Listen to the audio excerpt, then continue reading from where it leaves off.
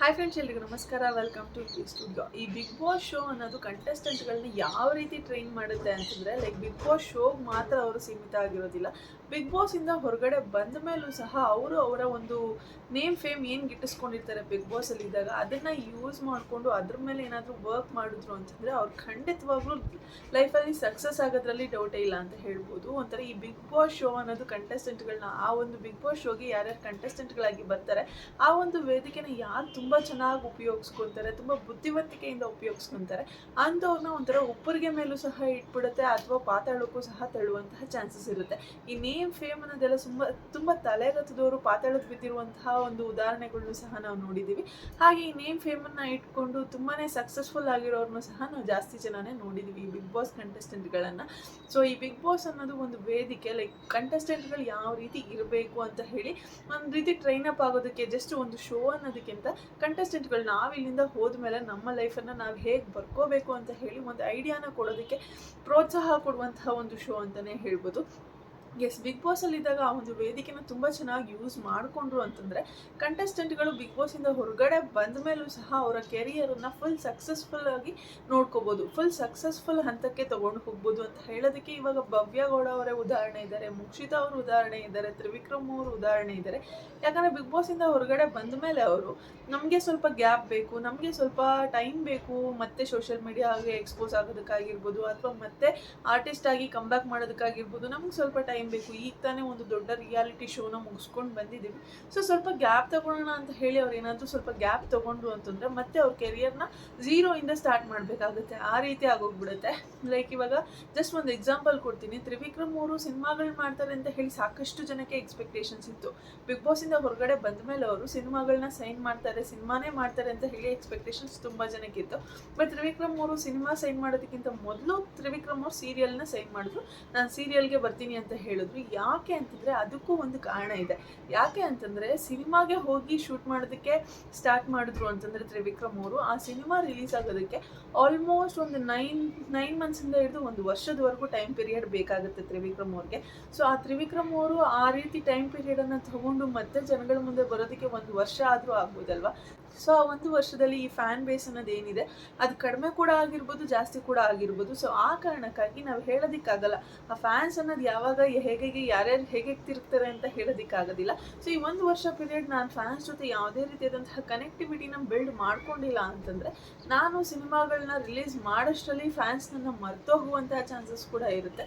So ಅದಕ್ಕೋಸ್ಕರ ಸಿನಿಮಾಗಿಂತ ಸೀರಿಯಲ್ಲೇ better option ಅಂತ ಹೇಳಿ ತ್ರಿವಿಕ್ರಮ್ ಅವರು ಸೀರಿಯಲ್ ಮಾಡೋದಕ್ಕೆ ಒಪ್ಕೊಂಡು ಸೀರಿಯಲ್ ಮಾಡೋದಕ್ಕೆ ಬಂದರು. ಯಾಕಂದರೆ ಪ್ರತಿದಿನ ಈ ಸೀರಿಯಲ್ ಮುಖಾಂತರ ಪ್ರತಿದಿನ ತ್ರಿವಿಕ್ರಮ್ ಅವರು ಪ್ರತಿಯೊಬ್ಬರ ಮನೆಗೂ ಸಹ ಬರ್ತಾರೆ. ಸೊ ಅವರ ಫ್ಯಾನ್ಸ್ಗಳು ಪ್ರತಿದಿನ ಅವರನ್ನು ನೋಡಿ ಅವ್ರನ್ನ ಸೆಲೆಬ್ರೇಟ್ ಮಾಡುವಂತಹ ಚಾನ್ಸಸ್ ಇರುತ್ತೆ. ಸೊ ಆಲ್ಮೋಸ್ಟ್ ಒಂದು ಸೀರಿಯಲ್ ಸ್ಟಾರ್ಟ್ ಆಯಿತು ಅಂತಂದರೆ ಲೈಕ್ 2 ಇಯರ್ಸಿಂದ 5 ಇಯರ್ಸ್ವರೆಗೂ ನಡೆಯುವಂತಹ ಚಾನ್ಸಸ್ ಇರುತ್ತೆ. ಸೊ ಆಲ್ಮೋಸ್ಟ್ ಒಂದು ಇಷ್ಟು ವರ್ಷ ಪ್ರಾಜೆಕ್ಟ್ನ ಬಿಟ್ಬಿಟ್ಟು ಜಸ್ಟ್ 1 ವರ್ಷದ ಪ್ರಾಜೆಕ್ಟ್ಗೋಸ್ಕರ, ಆ್ಯಂಡ್ 1 ವರ್ಷ ಪ್ರಾಜೆಕ್ಟ್ ಅಂತಂದರೆ ಅದು 1 ವರ್ಷ ಆದಮೇಲೆ ಜನಗಳ ಮುಂದೆ ಬರುವಂತಹ ಪ್ರಾಜೆಕ್ಟು. ಸೊ ಅದಕ್ಕೋಸ್ಕರ ನನಗೆ ಸಿನಿಮಾಗಳಿಗಿಂತ ಸೀರಿಯಲ್ಲೇ ಬೆಟರು ಅಂತ ಹೇಳಿ ಈ ಒಂದು ಪ್ರಾಜೆಕ್ಟ್ನ ಆಯ್ಕೆ ಮಾಡಿಕೊಂಡು ಸದ್ಯಕ್ಕೆ ತ್ರಿವಿಕ್ರಮು ಸೀರಿಯಲ್ ಮಾಡೋದಕ್ಕೆ ಒಪ್ಕೊಂಡಿದ್ದಾರೆ. ಸೊ ಈ ರೀತಿ ಬುದ್ಧಿ ಉಪಯೋಗಿಸಿ ಅವ್ರಿಗೆ ಸಿಕ್ಕಂತಹ ನೇಮ್ ಫೇಮನ್ನು ಯೂಸ್ ಮಾಡಿಕೊಂಡ್ರು ಅಂತಂದರೆ ಜೀವನದಲ್ಲಿ ಖಂಡಿತವಾಗ್ಲೂ ಸಕ್ಸಸ್ ಆಗ್ತಾರೆ. ಆ್ಯಂಡ್ ಅದೇ ರೀತಿ ಭವ್ಯ ಗೌಡ ಅವರು ಕೂಡ ಲೈಕ್ ತುಂಬ ಸತಿ ಹೇಳ್ತಿದ್ರು ಭವ್ಯ ಅವರು, ನನಗೆ ಸ್ವಲ್ಪ ಗ್ಯಾಪ್ ಬೇಕು, ನನಗೆ ಸ್ವಲ್ಪ ಗ್ಯಾಪ್ ಬೇಕು ಅಂತ ಹೇಳಿ. ಲೈಕ್ ಈ ರೀತಿ ಗ್ಯಾಪ್ ತೊಗೊಂಡಿದ್ದಕ್ಕೆ ಇವಾಗ ಒಂದು ಸಂಕಷ್ಟದಲ್ಲಿ ಸಿಕ್ಕಾಕೊಂಡಿದ್ರು ಭವ್ಯ ಗೌಡ ಅವ್ರು. ಏನು ಕಾರಣ, ಸೀರಿಯಲ್ ರಿಲೀಸ್ ಆಗಬೇಕಾಯಿತು, ಒಂದು ಸ್ಟೇ ಬಂತು, ಅವ್ರ ಆ ಗ್ಯಾಪ್ ತೊಗೊಂಡಿದ್ದಕ್ಕೇ ಆ ಸ್ಟೇ ಬಂದಿದ್ದು. ಇಲ್ಲ ಅಂದಿದ್ರೆ ಕಲರ್ಸ್ ಕನ್ನಡದಲ್ಲಿ ಬಿಗ್ ಬಾಸ್ ಮುಗಿದ ನಂತರ ಏನು ಬಾಯ್ಸ್ ವರ್ಸಸ್ ಗರ್ಲ್ಸ್ ಶೋ ಬಂದಿತ್ತು, ಆ ಬಾಯ್ಸ್ ವರ್ಸಸ್ ಗರ್ಲ್ಸ್ ಶೋಗೆ ಹೋಗಿ ಸ್ವಲ್ಪ ಒಂದಷ್ಟು ದಿವಸ ಕಂಟೆಸ್ಟೆಂಟ್ ಆಗಿ ಇದ್ಬಿಟ್ಟು ಬಂದಿದ್ದರೆ ಭವ್ಯ ಗೌಡ ಅವ್ರಿಗೆ ಈ ರೀತಿಯಾದಂತಹ ಸ್ಟೇ ಬರುವಂತಹ ಚಾನ್ಸಸ್ ತುಂಬಾ ಕಡಿಮೆ ಇರ್ತಿತ್ತು. ಯಾಕಂದರೆ ಅಲ್ಲಿ ರೂಲ್ಸ್ ಇದ್ದಿದ್ದೇನಪ್ಪ ಅಂತಂದರೆ ಬಿಗ್ ಬಾಸ್ ನಂತರ ಯಾವುದಾದ್ರು ಒಂದು ಶೋನಲ್ಲಿ ಕಾಣಿಸ್ಕೊಳ್ಬೇಕು, ಇಲ್ಲ ಯಾವುದಾದ್ರು ಒಂದು ಸೀರಿಯಲ್ ಆದರೂ ಮಾಡಿಕೊಡ್ಬೇಕು, ಅಥವಾ 6 ತಿಂಗಳ ಮಟ್ಟಕ್ಕೆ ಯಾವುದೇ ಸೀರಿಯಲಲ್ಲೂ ಅಂದರೆ ಬೇರೆ ಚಾನಲಲ್ಲಿ ಕಾಣಿಸ್ಕೊಳ್ಳುವಂತಿಲ್ಲ ಅಂತ ಹೇಳಿ ಒಂದು ಅಗ್ರಿಮೆಂಟನ್ನು ಮಾಡ್ಕೊಂಡಿದ್ರು. ಸೊ ಭವ್ಯ ಗೌಡ ಅವರ ಗ್ಯಾಪನ್ನು ತಗೊಳ್ದೆ ಹೋಗಿ ಒಂದು ಬಾಯ್ಸ್ ವರ್ಸಸ್ ಗರ್ಲ್ಸ್ ರಿಯಾಲಿಟಿ ಶೋನಲ್ಲಿ ಪಾರ್ಟಿಸಿಪೇಟ್ ಮಾಡಿ ಬಂದಿದ್ದಿದ್ರೆ ಸೊ ಅವರಿಗೆ ಈ ಸ್ಟೇ ಬರುವಂತಹ ಚಾನ್ಸಸ್ ತುಂಬಾ ಕಡಿಮೆ ಇರ್ತಿತ್ತು. ಬಟ್ ಭವ್ಯ ಗೌಡ ಅವ್ರು ನನಗೆ ಬ್ರೇಕ್ ಬೇಕು, ಹೆಲ್ತ್ ಇಶ್ಯೂಸ್ ಆಗಿದೆ ಅಂತ ಹೇಳಿ ಒಂದಷ್ಟು ರೀಸನ್ಸ್ಗಳನ್ನ ಕೊಟ್ಟು ಬಾಯ್ಸ್ ವರ್ಸಸ್ ಗರ್ಲ್ಸ್ ಶೋನ ಮಾಡಲ್ಲ ಅಂತ ಹೇಳಿದರು. ಆ್ಯಂಡ್ ಅದಾದಮೇಲೆ ಕಲರ್ಸ್ ಕನ್ನಡದವರು ಕೊಟ್ಟಂತಹ ಒಂದಷ್ಟು ಸೀರಿಯಲ್ ಆಪರ್ಚುನಿಟೀಸನ್ನು ಸಹ ಭವ್ಯ ಗೌಡ ಅವ್ರು ಬೇಡ ಅಂತ ಹೇಳಿದ್ರು. ಬಟ್ ಕೊನೆಗೂ ಫೈನಲಿ ಕರ್ಣ ಸೀರಿಯಲಲ್ಲಿ ಭವ್ಯಗೌಡ ಅವರು ಹೀರೋಯಿನ್ ಆಗಿ ಸದ್ಯಕ್ಕೆ ಕಾಣಿಸ್ಕೊಳ್ತಿದ್ದಾರೆ. ಮುಂದೆ ಬರ್ತಾ ಬರ್ತಾ ಭವ್ಯಗೌಡ ಅವರ ಒಂದು ಕ್ಯಾರೆಕ್ಟರ್ ಅಂದರೆ ನಿಧಿ ಕ್ಯಾರೆಕ್ಟರ್ ಏನು ಮಾಡ್ತಿದ್ದಾರೆ, ಆ ಒಂದು ಕ್ಯಾರೆಕ್ಟರ್ ವಿಲನ್ ಆಗಿ ಟರ್ನ್ ಆಗುತ್ತಾ ಅಥವಾ ಹೀರೋಯಿನ್ ಆಗಿನೇ ಕಂಟಿನ್ಯೂ ಮಾಡ್ಕೊಂಡು ಹೋಗ್ತಾರಾ ಅನ್ನೋದನ್ನ ನಾವು ಸದ್ಯಕ್ಕೆ ಕಾದು ನೋಡಬೇಕಾಗಿದೆ. ಒಟ್ಟಿನಲ್ಲಿ ಸಿಕ್ಕಂತಹ ಆಪರ್ಚುನಿಟಿನ ಸ್ವಲ್ಪ ಲೇಟ್ ಆಗಾದ್ರೂ ಸರಿ ಲೇಟೆಸ್ಟ್ ಪ್ರಾಜೆಕ್ಟನ್ನು ಒಪ್ಕೊಂಡು ಸಿಕ್ಕಂಥ ಆಪರ್ಚುನಿಟಿನ ತುಂಬ ಚೆನ್ನಾಗಿ ಯೂಸ್ ಮಾಡಿಕೊಂಡು ಅಂತಲೇ ಹೇಳ್ಬೋದು. ಯಾಕಂದರೆ ಈ ಒಂದು ಕರ್ಣ ಸೀರಿಯಲ್ ಬರಬೇಕಾಗಿದ್ದು 2 ವರ್ಷದ ಮುಂಚೆನೇ ಬರಬೇಕಾಗಿತ್ತು. ನಮ್ರತಾ ಗೌಡ ಅವ್ರನ್ನ 2 ವರ್ಷದ ಮುಂಚೆನೇ ಈ ಒಂದು ಸೀರಿಯಲ್ಗೆ ಕಾಂಟ್ಯಾಕ್ಟ್ ಮಾಡಿದ್ರಂತೆ, ಲೈಕ್ ಈ ನಿತ್ಯ ಪಾತ್ರಕ್ಕೆ ಬೇಕು ಅಂತ ಹೇಳಿ ಕಾಂಟ್ಯಾಕ್ಟ್ ಮಾಡಿದ್ರಂತೆ. ಸೊ 2 ವರ್ಷ ಆದಮೇಲೆ 2 ವರ್ಷ ವೆಯ್ಟ್ ಮಾಡಿ ಭವ್ಯಗೌಡ ಅವ್ರನ್ನ ಲೈಕ್ ಬಿಗ್ ಬಾಸಿಂದ ಹೊರಗಡೆ ಬಂದಮೇಲೆ ಭವ್ಯಗೌಡ ಅವ್ರನ್ನ ಆಯ್ಕೆ ಮಾಡ್ಕೊಂಡಿದ್ದಾರೆ. ಸೊ ಭವ್ಯಗೌಡ ಅವರು ಕೂಡ ಒಂದು ಒಳ್ಳೆ ಪ್ರಾಜೆಕ್ಟನ್ನು ಮಾಡ್ತಿದ್ದಾರೆ, ಒಳ್ಳೆ ಪ್ರಾಜೆಕ್ಟಲ್ಲಿ ಹೀರೋಯಿನ್ ಆಗಿ ಕಾಣಿಸ್ಕೊಳ್ತಿದ್ದಾರೆ. ಆ ಕಡೆ ತ್ರಿವಿಕ್ರಮ್ ಅವರು ಕೂಡ ಹೀರೋ ಆಗಿ ಕಾಣಿಸ್ಕೊಳ್ತಿದ್ದಾರೆ ಮುದ್ದು ಸೊಸೆ ಸೀರಿಯಲಲ್ಲಿ. ಆ್ಯಂಡ್ ಭವ್ಯಗೌಡ ಅವರು ಕೂಡ ಈ ಕಡೆ ಜಿ ಕನ್ನಡದಲ್ಲಿ ಕರ್ಣ ಸೀರಿಯಲಲ್ಲಿ ಹೀರೋಯಿನ್ ಆಗಿ ಕಾಣಿಸ್ಕೊಳ್ತಿದ್ದಾರೆ. ಹಾಗೆ ಮೋಕ್ಷಿತಾ ಅವರು ಕೂಡ ಸಾಕಷ್ಟು ವೆಬ್ ಸೀರೀಸ್ಗಳನ್ನ ಮಾಡಿದ್ದಾರೆ. ಆ್ಯಂಡ್ ಅಷ್ಟೊಂದು ಏನು ಹಿಟ್ ಆಗಿರಲಿಲ್ಲ. ಲೈಕ್ ಬಿಗ್ ಬಾಸ್ ಮನೇಲಿ ಇರಬೇಕಾದ್ರೆ ಧನರಾಜ್ ಅವ್ರ ಜೊತೆ ಮಾಡಿದಂಥ ಒಂದು ವೆಬ್ ಸೀರೀಸ್ ರಿಲೀಸ್ ಆಗಿತ್ತು.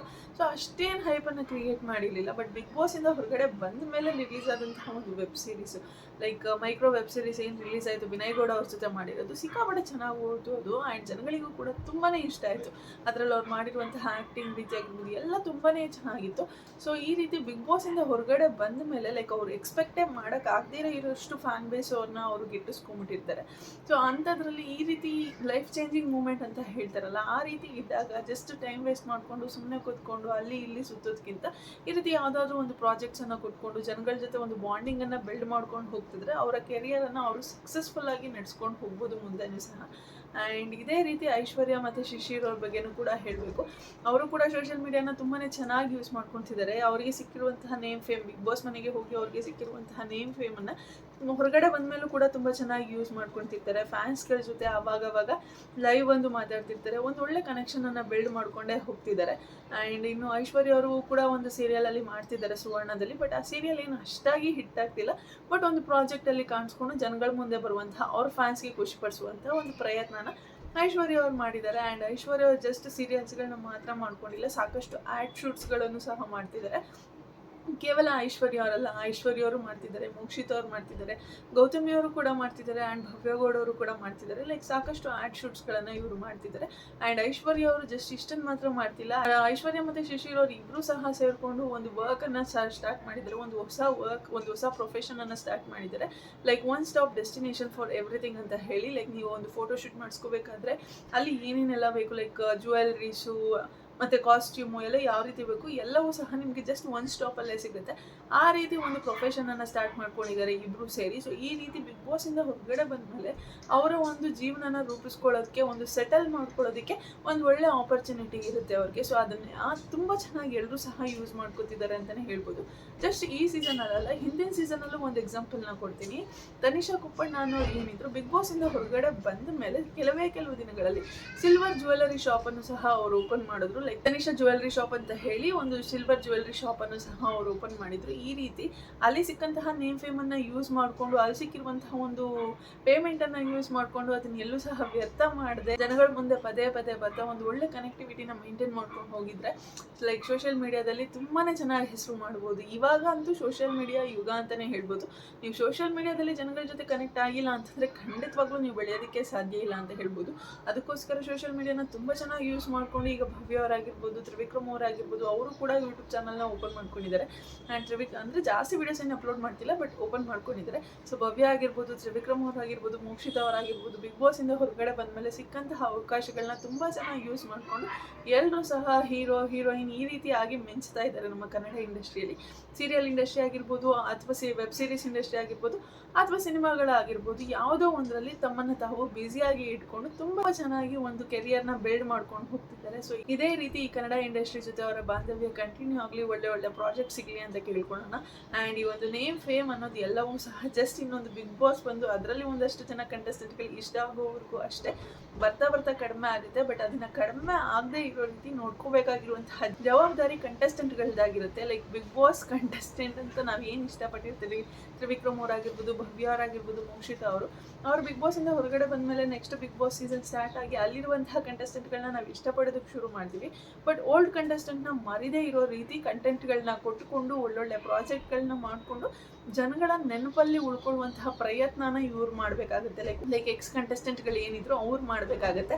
ಆ ಕೆಲಸನ ಅವ್ರು ಮಾಡ್ಕೊಂಡು ಹೋದ್ರು ಅಂತಂದರೆ ಖಂಡಿತವಾಗ್ಲೂ ಜನಗಳು ಅವ್ರನ್ನ ಬಿಡೋದಿಲ್ಲ. ಇವಾಗ ಏನು ಪ್ರೀತಿ ಕೊಟ್ಟು ಅವ್ರನ್ನ ಬೆಳೆಸ್ಕೊಂಡು ಹೋಗ್ತಿದ್ದಾರೋ ಅದೇ ರೀತಿ ಮುಂದಕ್ಕೂ ಸಹ ಅವ್ರನ್ನ ಬೆಳೆಸ್ಕೊಂಡು ಹೋಗ್ತಿರ್ತಾರೆ ಅನ್ನೋದು ನನ್ನ ಅಭಿಪ್ರಾಯ. ಸೊ ಈ ವಿಡಿಯೋ ಬಗ್ಗೆ ನಿಮ್ಗೆ ಏನು ಅನಿಸ್ತು ಫ್ರೆಂಡ್ಸ್? ಈ ಬಿಗ್ ಬಾಸ್ ಶೋಗೆ ಹೋಗೋದು ಒಂದು ಒಳ್ಳೆ ಆಪರ್ಚುನಿಟಿ ಅಂತ ಅನಿಸುತ್ತೆ ಇಲ್ವಾ? ಲೈಕ್ ಅವರ ಲೈಫನ್ನು ತೆಗೆದುಕೊಂಡು ಅವ್ರಿಗೆ ಹೇಗೆ ಬೇಕೋ ಆ ಸ್ಟೆಪ್ಪನ್ನು ಮುಂದೆ ಬಂದು ತೊಗೊಳೋದಕ್ಕೆ, ಬಿಗ್ ಬಾಸಿಂದ ಹೊರಗಡೆ ಬಂದಮೇಲೆ ಅವ್ರಿಗೆ ಬೇಕಾಗಿರುವಂತಹ ಸ್ಟೆಪ್ಪನ್ನು ಇಡೋದಕ್ಕೆ ಒಂದು ಒಳ್ಳೆ ಪ್ಲಾಟ್ಫಾರ್ಮ್ ಅಂತ ಅನಿಸುತ್ತೆ ಇಲ್ವಾ ಅನ್ನೋದನ್ನು ಕಮೆಂಟ್ ಸೆಕ್ಷನಲ್ಲಿ ತಿಳಿಸಿ. ಹಾಗೆ ಯಾರಿಗೆಲ್ಲ ಈ ವಿಡಿಯೋ ಇಷ್ಟ ಆಗಿದೆ ಪ್ಲೀಸ್ ಲೈಕ್ ಮಾಡಿ, ಶೇರ್ ಮಾಡಿ, ಕಮೆಂಟ್ ಮಾಡಿ. ಯಾರೆಲ್ಲ ಇನ್ನೂ ನನ್ನ ಚಾನಲ್ಗೆ ಸಬ್ಸ್ಕ್ರೈಬ್ ಆಗದಿರೋ ವಿಡಿಯೋನ ನೋಡ್ತಿದ್ದೀರೋ ಪ್ಲೀಸ್ ಬೇಗ ಸಬ್ಸ್ಕ್ರೈಬ್ ಮಾಡಿಕೊಂಡು ಪಕ್ಕದಲ್ಲಿರೋ ಬೆಲ್ ಐಕಾನ್ನ ಕ್ಲಿಕ್ ಮಾಡಲಿಕ್ಕೆ ಮರಿಬೇಡಿ. Thank you so much. Love you all. Take care. Bye bye.